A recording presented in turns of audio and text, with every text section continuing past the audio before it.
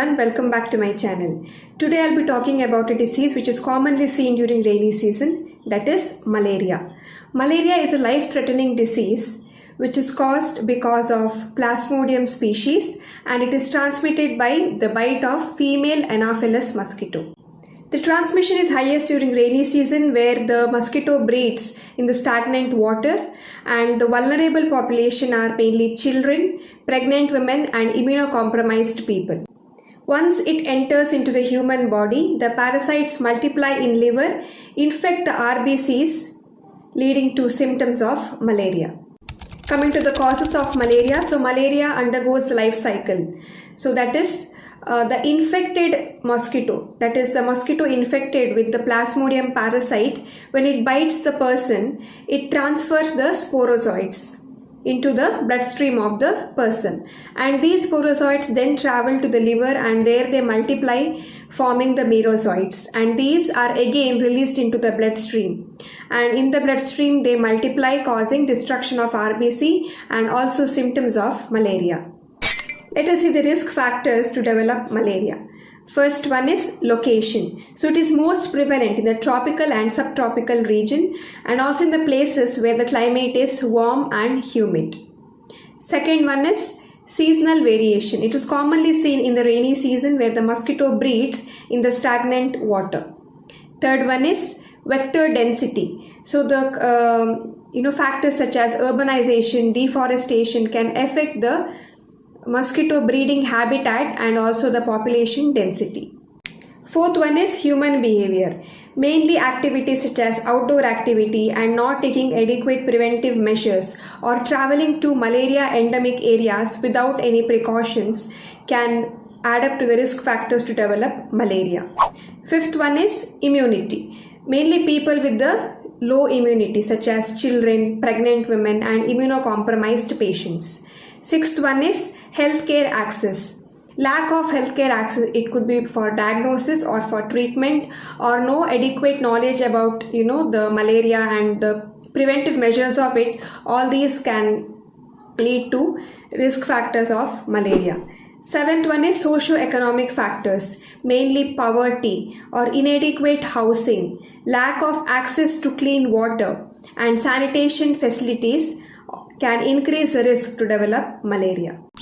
Symptoms of malaria. First one is fever. This is the first and foremost symptom of malaria, and fever is associated with sweat and chills, and the fever comes and goes in a regular pattern. Second one is chills. So as I said, it accompanies the fever, and there are cases where there is severe chills and even shivering.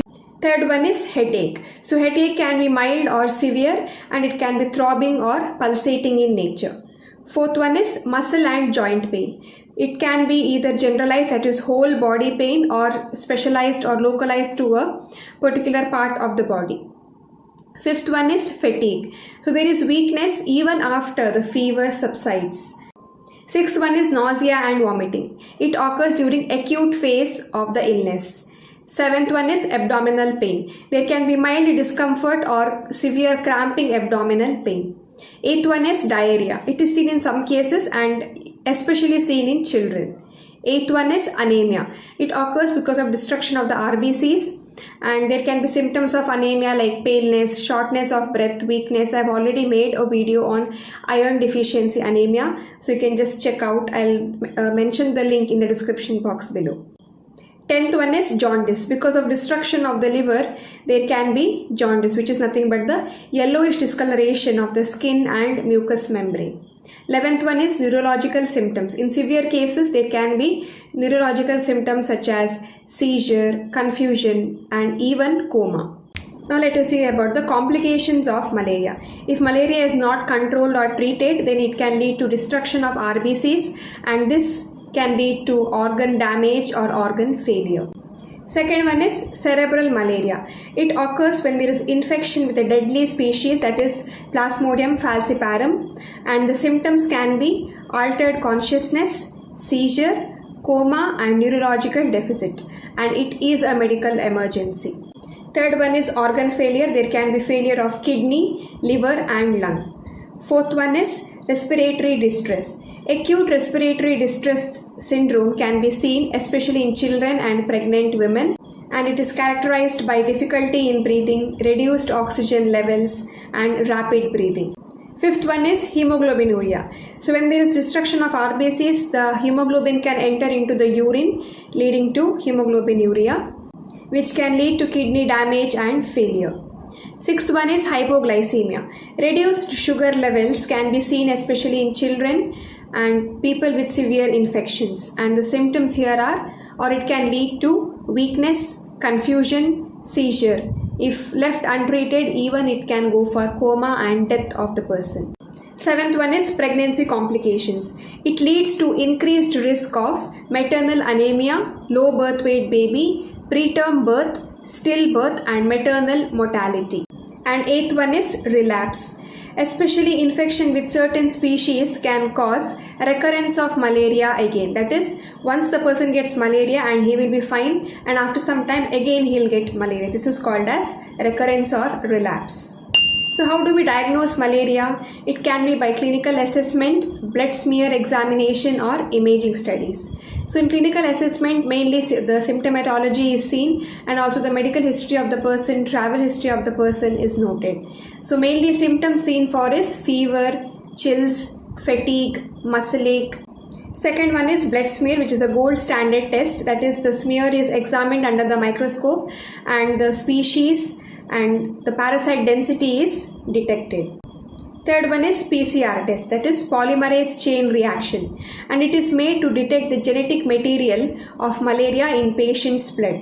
It is very sensitive and can detect even the minor load or minor content of parasite in the blood. Fourth one is serological test, that is to detect the presence of antibody which is produced by the patient's immune system in reaction to the malarial parasite. And fifth one is imaging. This is mainly to see if there are any complications via CT or MRI to see the extent of organ damage. Now the management of treatment of malaria. First one is fluid and electrolyte. So if there is severe vomiting and diarrhea, then there will be electrolyte imbalance. Also there will be dehydration. So IV fluids is suggested in such kind of patients. Second one is blood transfusion. If there is severe destruction of the blood cells and there is severe anemia, then blood transfusion will be required. And for complications such as cerebral malaria, ICU support is required. In case of respiratory distress, oxygen therapy and ventilator support is required. And for vector control, you can go for usage of mosquito nets and indoor residual spraying, and also draining the stagnant water. Now coming to the main part, that is how to prevent the development of malaria. First one is vector control. Use mosquito nets and usage of insecticides and also mosquito repellents. So there is something called as indoor residual spray, that is spraying of insecticides in the places where the mosquito are prone to be found. Second one is environmental management, that is draining all the stagnant source of water or treat them with larvicide. Third one is biological control, that is usage of natural predators of mosquito in order to kill them. It could be gambusia fish or any bacteria that targets the mosquito larva. Fourth one is personal protective measures, and this includes usage of mosquito repellents, protective clothes such as long sleeve shirts, long pants, and reduce the exposure of skin to mosquito bites, especially during peak hours of presence of mosquito, that is dusk or dawn. Avoid high risk area, that is mainly outdoor activities near water bodies and during peak hours of mosquito activity. Next is health education. So it is very important to be educated about the causes or the transmission, the symptoms, the diagnosis and treatment of malaria. Only then you can take measures to prevent and also to get treated for malaria. And next is community participation, that is in vector control such as draining the stagnant water bodies and also the usage of mosquito nets.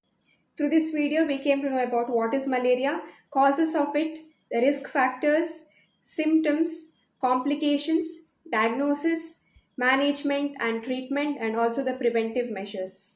I hope this was useful. If it was, do share it with your friends and family, and do remember to subscribe to my channel and start your journey on being healthy.